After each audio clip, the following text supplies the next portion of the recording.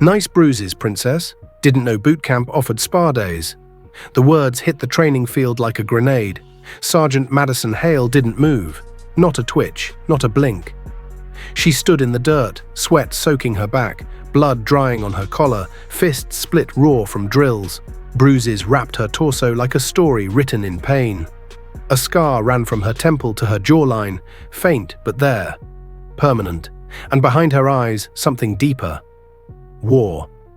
Corporal Denny Marks grinned, loud and sharp, peacocking in front of the squad. She fall down the stairs, or just trying to prove women bruise easier than men. Laughter, uneasy and loud. She didn't flinch. 3 weeks ago, she disappeared. Medical leave, they were told. Rehab, they whispered. Now she was back. And from the way she stood, shoulders square, eyes locked forward, you'd think she'd never left. But Denny wasn't finished. Maybe she should stick to admin work, he sneered. Or better yet, a desk. With padding, the squad chuckled harder. Even some of the veterans, until the gravel-rough voice of General Rock cut across the field like a rifle crack. Call sign, Widow 27. Everything stopped, even the wind. Denny blinked. Huh? The general stepped forward, boots thudding into the dirt, his jaw clenched like stone grinding stone. You just ran your mouth at Widow 27, he said coldly.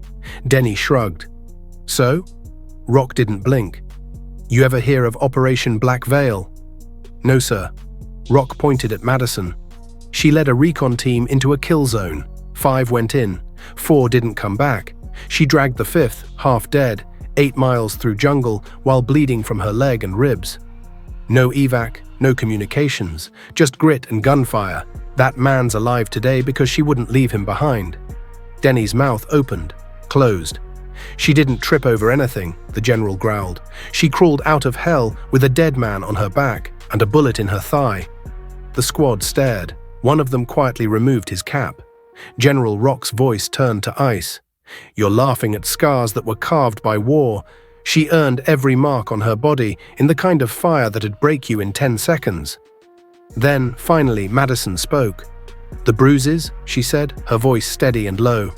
They're not from the field. They're from rehab. From learning how to stand again, how to hold a weapon, how to breathe without choking on pain. Every doctor told me I wouldn't walk again. Her eyes locked on Denny. And I'm not here because I'm healed. I'm here because I refuse to stay broken. Denny took a step back. I didn't come back for pity. I didn't return for your comfort, she said.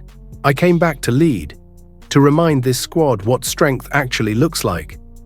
The silence cracked like tension wire. Today, she added, you showed every person here exactly what cowardice wears when it puts on a uniform. The general turned to the squad now, his voice thunderous. You all laughed. You all let it happen. But let me make something clear. This woman right here is the kind of soldier legends are built around. And you spit in her face. He turned back to Denny. Pack your bag. You're done. But sir, you're not fit to wear the same flag she bleeds for. Denny stood frozen, then turned and walked off. No one said a word. No one even looked at him. Later that day, in the mess hall, Madison sat alone. Not shunned, respected. A silence settled around her like armor. One by one they approached. No apologies, just presence. They sat near her, ate beside her, looked at her like they'd finally seen her. Not a statistic, not a woman in uniform, a warrior. One of the new recruits leaned in, whispering, Why, Widow 27? She didn't look up. I've buried 26, she said. I'm the one who came back. The table went quiet. She wasn't there for glory, or medals, or their approval. She came back because real leaders don't stay down. They return. Even when the pain is louder than the silence, even when walking means defying death again, because that's what strength is. It's not loud, it doesn't flex. It bleeds quietly and still stands straighter than anyone around it. She didn't demand their respect. She reminded them what it looks like. Before we close, tell us where you're watching from. Drop your city or country in the comments.